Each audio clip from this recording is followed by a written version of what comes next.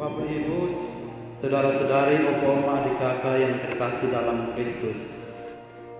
Sekali lagi hari ini kita merayakan Hari Raya Maria diangkat ke surga. Diangkat dengan jiwa dan raga. Diangkat, mengandaikan ada orang yang angkat. Diambil, mengandaikan ada orang yang ambil. Maria diangkat ke surga. Diangkat oleh siapa? Yaitu oleh Allah sendiri. Apa yang menjadi pokok iman kita atau landasan refleksi dasar bijak mengapa Maria diangkat ke surga atau Maria dimuliakan? Apa inti ajaran iman kita? Ajaran iman kita mengatakan Maria diangkat ke surga karena ia yang dekat dengan Kristus putranya, sehingga dalam persekutuan dengan Kristus putranya itu pula ia memperoleh kemuliaan di dalam kerajaan surga. Tidak hanya dekat, tetapi menurut permenungan saya, Maria juga bersatu dengan Kristus. Kedekatan, persatuan, kelekatan dengan Sang Putra yang adalah Juru Selamat itu terjadi ketika sejak ia mengatakan ya atas tawaran malaikat Allah. Aku ini hamba Tuhan, terjadilah padaku menurut perkataan. Saat itu ia dimuliakan dan ia berkenan, ia diberkati. Kemudian itu kini paripurna sempurna oleh pengangkatannya ke surga. Ia yang berkenan di hadapan Allah, hidupnya kudus terbuka dan menerima Allah secara total, sehingga hidupnya mulia dan tak bercacat. Ia yang terberkati itu tidak hanya menunjukkan seluruh keberkenaannya, seluruh dirinya di hadapan Allah saat suka-suka saja, tetapi pada saat juga sedih dan duka. Ia setia sejak peristiwa malaikat memberi kabar kepadanya, peristiwa melahirkan, mendidik, sampai pada peristiwa yang menyedihkan, yaitu putranya dipaku di kayu salib. Bagaimana hati seorang ibu mentua kalau dia lapar saja mentusuk setengah mati, apalagi ini meninggal. Dan bahkan ia sendiri yang memangku jenazah putranya. Ia setia dalam surga untuk memohon di waktu saya sakit. Ini janji pernikahan itu, bapak mama yang sudah menikah nanti janji, anak muda yang mau menikah nanti janji ini. Bapak Ibu Saudara sekalian, tentang keistimewaan Bunda Maria di dalam gereja Katolik, Martin Luther yang kita kenal sebagai seorang tokoh reformis gereja Protestan menulis sebagai berikut. Apa persamaan antara para dayang istana, bangsawan, raja, ratu, pangeran, dan kaisar dunia bila dibandingkan dengan perawan Maria Putri Daud? Ia adalah bunda dari Allah kita, pribadi yang amat agung di bumi ini. Setelah Kristus, dialah permata terindah dalam kekristenan. Setelah Kristus, dialah permata terindah dalam kekristenan. Sang Ratu yang ditinggikan dalam segala kebijaksanaan, kesucian dan keagungan ini tak akan pernah cukup untuk dipuji. Sungguh pantaslah apabila sebuah kereta kencana emas mengiringi dia dengan ditarik oleh 4.000 kuda, dengan abdi utusan yang meniup sangkakala, serta dengan lantang berseru, lihatlah dia, bunda yang agung, putri umat manusia. Ini seorang Martin Luther, tokoh reformis gereja Protestan yang menulis tentang Bunda Maria.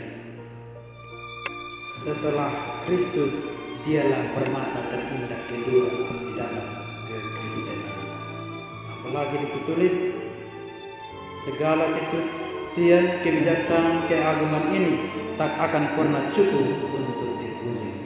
Kita biasa berdoa serius, berdevosi atau juga doa pribadi selalu doa, Salam Maria penuh rahmat, Tuhan sertamu, terpujilah engkau di antara wanita dan terpujilah buah tubuh Yesus. Santa Maria Bunda Allah, doakanlah kami yang berdosa sekarang dan waktu kami mati. Amin. Berdasarkan inspirasi bacaan-bacaan yang diperdengarkan kepada kita pada hari ini, khususnya bacaan Injil, ada 2 poin yang coba saya ajak kita untuk merenungkan bersama. Yang pertama, Maria adalah pribadi yang terberkati. Karena ia terberkati, yang ditunjukkan lewat pola hidupnya, rendah hati, setia, tulus, maka ia dipilih Allah. Karena ia terberkati, ia dipilih Allah untuk menjadi tabut perjanjian Allah. Kalau dalam perjanjian lama kita dengar umat Israel pikul tabut Tuhan di dalam anak tabut ini dolong batu. Tetapi rahim Bunda Maria itu adalah tabut perjanjian baru, karena di dalam rahimnya bersemayamlah Putra Allah Yesus Kristus yang menyelamatkan kita. Karena terberkati, maka ia dipilih Allah untuk menjadi Bunda Gereja.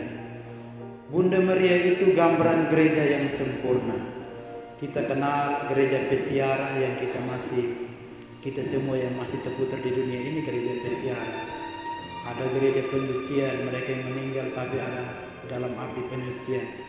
Ada gereja sempurna, yaitu yang sudah bahagia bersama Yesus Allah di surga. Dan Bunda Maria yang diangkat ini adalah gambaran atau prototipe gereja yang sempurna, karena ia dimuliakan. Ia menjadi terberkati. Terberkati itu ditunjukkan tidak hanya pada saat menerima kabar, tetapi sudah seperti tadi saya bicara, dari perkandungan, melahirkan, mendidik, bahkan sampai peristiwa salib. Ia mengikuti jalan salib bersama Tuhan, dan justru jalan salib itu pula yang membawa dia berada dan di dalam kemuliaan Allah sendiri. Ia diangkat ke surga. Yang kedua tentang Magnificat. Itu lagu pujian Maria yang tadi dia bilang, jiwaku memuji dan memuliakan Allah karena juru selamatku, dan seterusnya. Kalau kita melihat Magnificat Bunda Maria ini semacam satu rumusan lagu paling indah atau doa paling agung dari orang-orang yang sederhana, yang tahu bahwa dia terbatas. Dia mengakui yang tidak terbatas, bahwa dia tahu diri, saya manusia lemah, selalu ada yang kuat, yaitu Allah sendiri. Maka Bunda Maria mengatakan, jiwaku memuliakan Tuhan dan hatiku bersukacita karena Allah juru selamatku. Bahwa Allah memiliki kekuatan, kewenangan, hak, otoritas untuk berbuat sesuatu yang dia mau. Tadi dikatakan yang dinyatakan, diturunkan, yang lama dikenyangkan, itu sebaiknya kita mengakui bahwa Allah itu ada dan dia maha kuasa. Dan inilah satu ungkapan Bunda Maria bahwa hidupnya hanya apa-apa kalau berada di dalam tangan Allah sendiri. Justru dia akan mengatakan, hidup saya tidak ada apa-apa kalau saya berada di luar Allah. Dari rumusan Magnificat ini mengajak kita manusia bahwa hidup kita ini hanya apa-apa kalau kita menyerahkan seluruhnya kepada Tuhan. Dan ini adalah sikap tahu diri. Sikap tahu diri manusia yang paling istimewa itu bukan dia tahu diri saya ini bodoh, bukan dia tahu diri saya ini miskin, bukan dia tahu diri saya ini pintar, bukan dia tahu diri saya ini punya kuasa saya bisa pecat orang sana sini. Tidak. Sikap tahu diri manusia paling besar adalah dia tahu diri bahwa dia lemah dan ada Allah yang maha kuasa. Inilah kerendahan hati total Bunda Maria. Dan tentang ini Martin Luther menulis lagi sebagai berikut. Tetapi yang ada hanyalah seorang perawan berjalan kaki dalam sebuah perjalanan jauh untuk mengunjungi Elizabeth. Perjalanan ini ditempuhnya walaupun saat itu ia sudah menjadi Bunda Allah. Bukan merupakan sebuah keajaiban apabila kerendahan hatinya membuat gunung-gunung melonjak menari sukacita. Ini tulisan Martin Luther untuk menggambarkan kerendahan hati seorang Bunda Maria. Saudara-saudariku yang terkasih dalam Kristus, di dalam pada pesta hari raya Maria diangkat ke surga ini, mari kita menjadikan Bunda Maria sebagai keteladanan dalam menjalani kehidupan iman kita. Kita berpasrah kepada kehendak Allah, kita menjadi pribadi yang setia.